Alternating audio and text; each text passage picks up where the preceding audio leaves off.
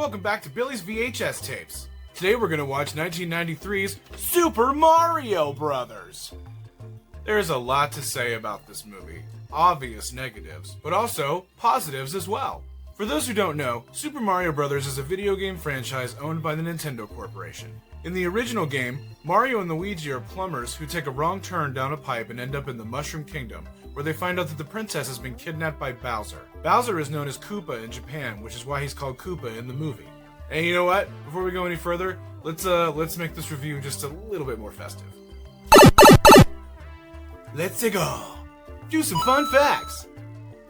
Mario's been around since 1981 when he first appeared in the arcade classic Donkey Kong as Jumpman, who since then has grown and evolved into a powerhouse and his face has become more recognizable than Mickey Mouse. Mario has been in over 200 games, spanning across almost every genre and sub-series on the video game market. When Hollywood Pictures obtained the film rights to the Mario Brothers, Nintendo had very little to no interest in helping create the movie. The movie was originally conceived as a buddy comedy crossed over with a fantasy adventure. After being rewritten several times, it wound up in the hands of husband and wife director team Rocky Morton and Annabelle Jankel, who were well known for creating Max Headroom. The directors were not well liked on set, and everyone involved in this movie talks about what a nightmare it was to produce it. But even with all the complications going on, the studio still found time to cast the movie. Bob Hoskins as Mario, John Leguizamo as Luigi, Samantha Mathis as Daisy, and Dennis Hopper as Koopa. Constant rewrites and uncertainty of what the tone of the movie should be made everyone very uneasy on set. The movie was supposed to be for kids, but it has strippers in it? The directors envisioned a much darker and grittier take on the Mario Land. The idea was that Nintendo had heard these dark stories and used them to inspire them to create the video games that we play today. The set design was inspired by Blade Runner and Die Hard. Because, you know, when I think about Mario, I think about Blade Runner and Die Hard. The movie was filmed inside an abandoned cement factory that had multiple levels to it. It was described as a set designer's dream because they could build practically an entire city inside of it. The movie tried to cash in on the big dinosaur boom that was going on at the time. The 90s was a big time for dinosaurs. If you were a 90s kid, you were into dinosaurs. They pulled elements from the Mario game Super Mario World, where we see Mario and Luigi travel to Dinosaur Island and save the Yoshis from Bowser, aka Koopa. Jurassic Park came out later the same year as the Mario Brothers. Jurassic Park producers visited the set of Mario Brothers, and when they saw the Yoshi puppet, they almost hired them to do some work. The movie features the song Walk the Dinosaur by Was Not Was. I've had multiple people tell me that this is the only part of the movie that they remember is them dancing to Walk the Dinosaur. Super Mario Bros. Cost $48 million to make and only brought in $38 million at the box office, and was considered a box office commercial failure. At the time, the movie was praised for its special effects because it was using technology that had never been used before. I loved this movie as a kid. I didn't realize how bad it was. I was just super stoked to have a Mario movie because Mario is my favorite video game character, so I hold him near and dear to my heart. So without further ado, let's watch it!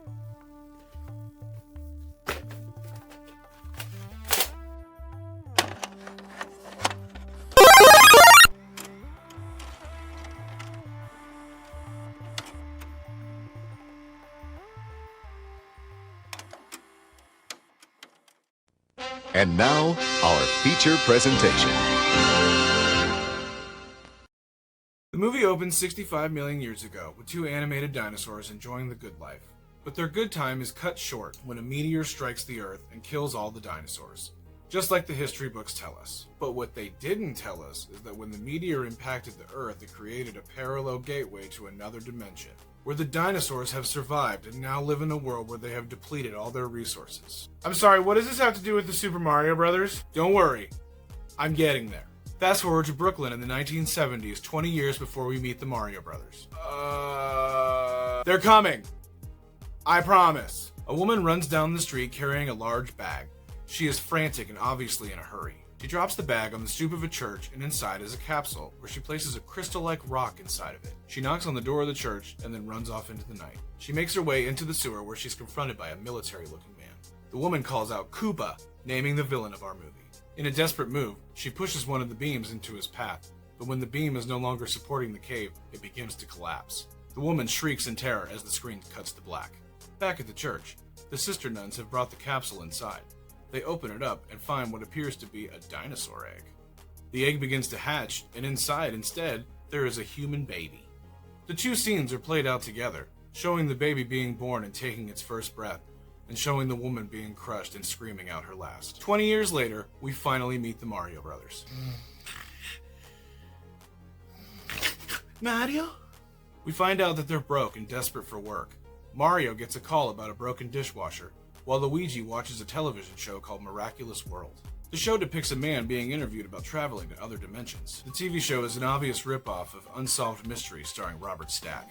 The show provokes the idea that otherworldly travel is a silly idea, and Mario agrees, to which Luigi responds, anything is possible, all you have to do is believe. But what Mario believes is that their rent is 3 months overdue, and that their competitor Scapelli keeps beating them to all their jobs. We cut to a fossil dig site in the middle of the city where we're introduced to Daisy. Daisy is having a confrontation with the owner of the land, who just happens to be Scapelli, the same guy who's feuding with the Mario brothers. Mamma mia! He's unhappy about the dig taking so long. He wants Daisy and her crew to be out by the morning, and is nonchalantly making threats. Next, we're introduced to Iggy and Spike, two bumbling idiots who are responsible for kidnappings that are going on in the Brooklyn area. They're tailing Daisy, who's on her way to use a payphone to call for more security for the dig site. Down the street, the Mario brothers are heading in the same direction and they're having some car trouble. Mario goes to get some water for the engine while Luigi uses the payphone to check for some jobs. He's approached by Daisy, who wants to use the phone, and they share a look together that suggests that sparks may ensue. The Mario brothers offer to escort Daisy back to the dig site, where Luigi asks Daisy out on a date. They plan a double date with Mario and his girlfriend Daniela. That's right, Peach is nowhere in the movie. It's weird. That night at dinner, we find out that Daisy grew up in a group home, and that Luigi is actually Mario's adopted brother who raised him. Luigi and Daisy quickly form a bond over what they have in common. After dinner, the two couples decide to split ways. Luigi is going to walk Daisy home, and Mario is going to drive home Daniela in the van. But we find out that the date is being stalked by Iggy and Spike. They grab Daniela just as she's about to enter the front door right after Mario drives away. Poor boyfriend etiquette, bro. Back at the dig site, Luigi informs Daisy that she lives there, and that's the only place she's ever felt like home. Weird red flag, bro. Down in the sewers, Daisy shows Luigi the fossils that they found, but their sweet moment is interrupted by a sabotage mission by Scapelli. They run home to grab Mario to help them fix the leaky pipes. I always wondered why Luigi didn't just fix the pipes, since they're both plumbers, but then I always just chalked up the fact they didn't have any tools. But then actually later on in the movie, they point out that he's still just an apprentice. I'm just apprenticing! So he doesn't actually know how to Do it. After they get Mario, the trio rush back to the dig site where Mario fixes the leak. But they were followed by Iggy and Spike, who knocks out the bros and grab Daisy.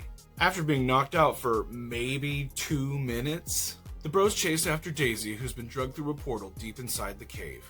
Struggling to get away from her captors, she pops out of the portal, prompting Luigi to try to grab a hold of her, but he's only able to grab the rock that's around her neck. Going with his gut, Luigi takes a leap of faith. Like, what's up, danger? And jumps into the portal. Mario reluctantly falls into the portal where we see the trippy nightmare rainbow space that lies between the two dimensions. He is then spit out on the other side, joining Luigi, where they continue to chase after Daisy. They exit the cave and find themselves in a strange otherworldly version of Manhattan, cleverly titled Dinohattan. Get it? Manhattan? Dinohattan? They see Daisy being forced into a cab, but the bros quickly realize they are a long way from home. Surrounded by strange creatures and unknown customs, the Mario brothers struggle to figure out just what reality really is. But high up in his tower, looking down on the city, we're reintroduced to our villain, King Koopa. He rules the city with an iron fist and makes everyone miserable. We get an exposition dump from Koopa, where he tells us that he needs the rock to merge it with the meteor that landed on Earth 65 million years ago, so that he can merge our worlds together and that he can rule them. Iggy and Spike show up expecting praise when they tell Koopa that they finally kidnapped the right person. But instead they're met with a scolding when they tell Koopa that they don't have the rock that he needs and that the plumbers took it. Koopa issues a plumber alert with a reward of 2,000 gold Koopa coins for whoever finds them. The Mario Bros make their way through the city trying to find Daisy, where they're mugged by a little old lady. But a bigger lady comes along. Her name is Big Bertha. She shares the same name as the big red fish from Super Mario Bros. 3. Big Bertha throws the old lady over the walkway and ends up with the rock in between her Big Berthas. She uses the Stomper Boots to get away from the Mario Bros. Two brothers? Lost in a strange land, having to save someone, and find a device to save the world with? Sounds like a movie plot to me. After that, the bros meet Toad.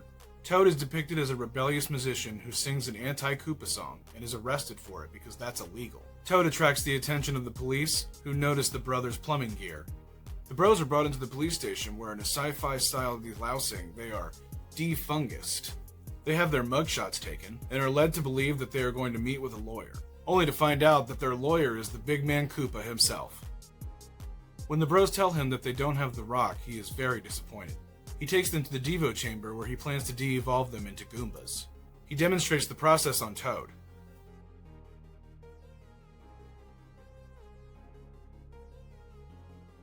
In the game series, Goombas are small creatures with large heads, and for some reason in the movie, they're large creatures with small heads. Koopa tells the bros that he himself evolved from the Tyrannosaurus Rex into the beautiful creature that he thinks he is today. I mean, T-Rexes are way cooler than humans. I'm just saying. The bros are able to break free and push Koopa into the Devo chair, but his guards set him free before any real damage can be done. The bros make their way back to the police station where they steal a car and they're able to escape, but not before the fungus tries to communicate with Luigi. The mushrooms tremble and shake, and suddenly a bomb drops right in front of Luigi's face. That's right, a bomb, the little explodey guys from the game series. But before Luigi can grab it, Goombas enter the room and Mario drags him along. After a high-speed chase with Koopa's finest, the bros travel down an unfinished tunnel that looks a lot like a pipe from the game series. The fungus catches the bros as they're sneezed out of the pipe and catches them like a booger. Meanwhile, Iggy and Spike interrupt Koopa and Lena's mud bath to tell them that the bros are in the desert. Do you know what I love about mud? It's clean and it's dirty at the same time. I don't know what that means, but that line lives in my head rent-free. Koopa orders Lena to bring Daisy to his chambers while he uses the Devo chair on Iggy and Spike to make them smarter, because maybe that way they'll stop screwing up so much. Lena informs Daisy that her parents were killed when Koopa took over. Lena seems to have her own agenda. She tries to kill Daisy, and she's real snarky all the time. Also, she's played by Fiona Shaw, who is Harry Potter's terrible aunt. While waiting for Koopa, Daisy meets Yoshi and is astonished to see a real dinosaur. The Yoshi puppet is probably the coolest part of the movie. He looks actually real, like a really real dinosaur. Koopa keeps him as a pet because he thinks lesser of him because he's evolved into something better, even though they're both cut from the same cloth. They both come from the same Dino DNA. Koopa creeps in hoping to get closer to Daisy, but all she wants to know is what happened to her family. Koopa goes in for a kiss, but it seems that the Devo chair did more damage than we thought because his face morphs and twitches into a lizard. Horrified, Daisy runs from him and he orders the Goombas to take her away. Meanwhile, Iggy and Spike track the bros in the desert, and we learn that having bigger brains doesn't make you smarter. Iggy and Spike are easily subdued by the bros, and they make a deal to get the rock back from Big Bertha. They hijack a garbage truck to drive back into the city, which is driven by Sniffets, another villain reference from the game. They make their way to a local dance club that Big Bertha is known to frequent. This is the part of the movie that featured strippers, and they were promptly cut out in the editing room. Mario really pours on the charm to get the rock back from Big Bertha.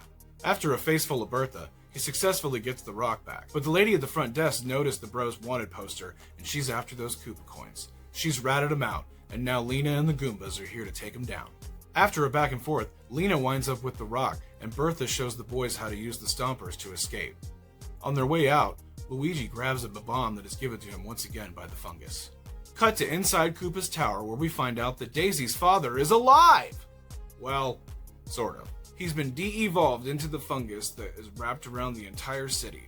That's right, the old king is the fungus, and he's been trying to help the Mario Brothers take down Koopa this entire time. Koopa tells the old king that he doesn't need this world anymore, he's found a new one, and he's on to bigger and better things.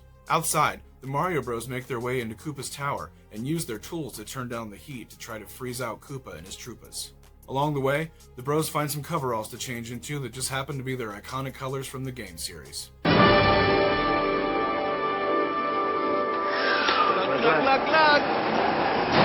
They hop in the elevator and they start heading up to find Daisy and to clobber Koopa. The elevator quickly fills with Goombas and the bros crawl around on the floor to not be noticed. Luigi gently places his hands on the back of one of the Goombas and begins to sway him back and forth to the music that's playing in the elevator. Mario joins in, and before you know it, the entire elevator is full of dancing Goombas.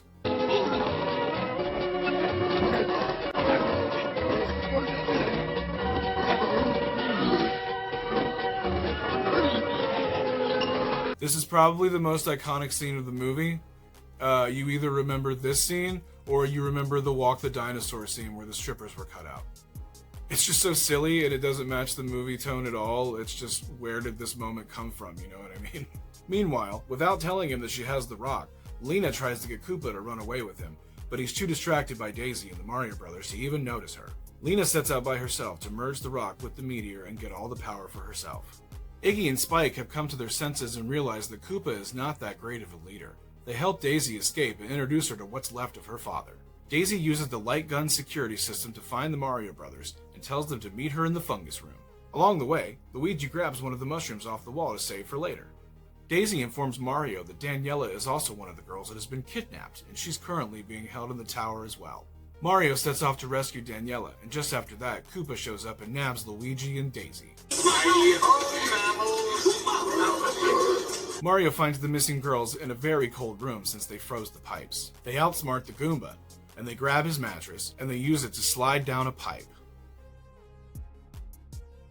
Nintendo likes to pretend that this movie doesn't exist because it did very poorly, but I like to think that this scene where they slide down the pipe was the inspiration for the snow slide in Cool Cool Mountain in Mario 64, which says to me that even though they hated it, they were still able to find things about it that they liked. Mario and the girls exit the pipe and they literally bowl over Koopa and the Goombas. The Mario Bros duke it out with Koopa, and Luigi reminds Mario to trust the fungus. Mario winds up a bomb, and the city folks start to shriek in terror and run away. The bomb crawls towards Koopa, but accidentally falls down a crack in the floor.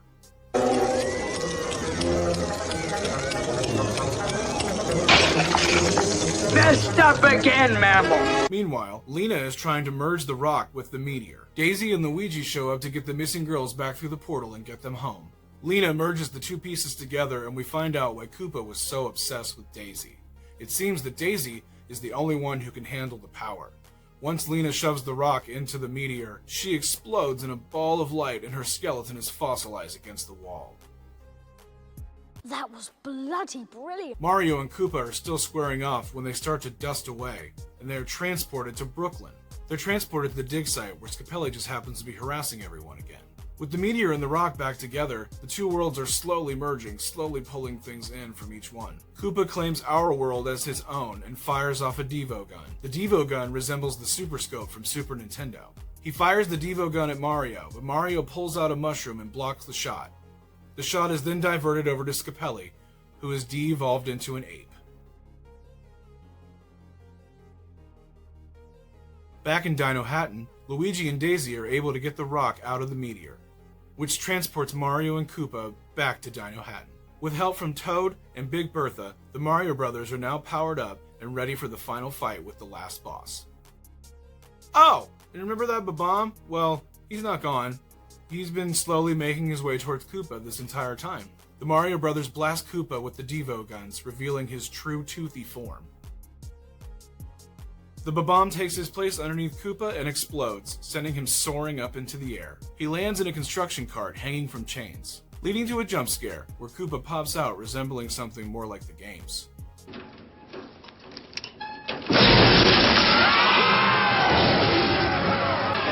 you later, alligator! The bros continue to blast him with the de-evolve guns until he's nothing but a puddle of goo that splatters on the pavement. The people of Dinohattan immediately begin to cheer and celebrate as they witness the death of Koopa. Everyone sings and dances to the idea of a peaceful tomorrow without him. Even the Goombas get in on the action.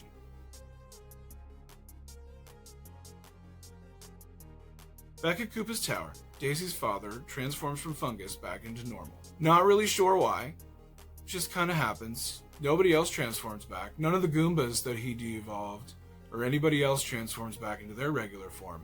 But just for story's sake, Daisy's father turns back into regular form. It's never really explained, it just kinda happens. But it's time for the Mario Brothers to go home. Back at the meteor, Daisy holds up the rock to open the portal so that they can get back to Brooklyn. Daisy informs Luigi that she cannot go back with him. She must stay to find out who she is. They share a kiss, and the bros leave her to find herself. Back in Brooklyn, Mario and Daniela make dinner, while Luigi mopes on the couch watching his Miraculous World show. Luigi immediately perks up though when he finds out that the next segment is about them, saving the world in another dimension. The host of the show declares them The Super Mario Brothers. He said the thing!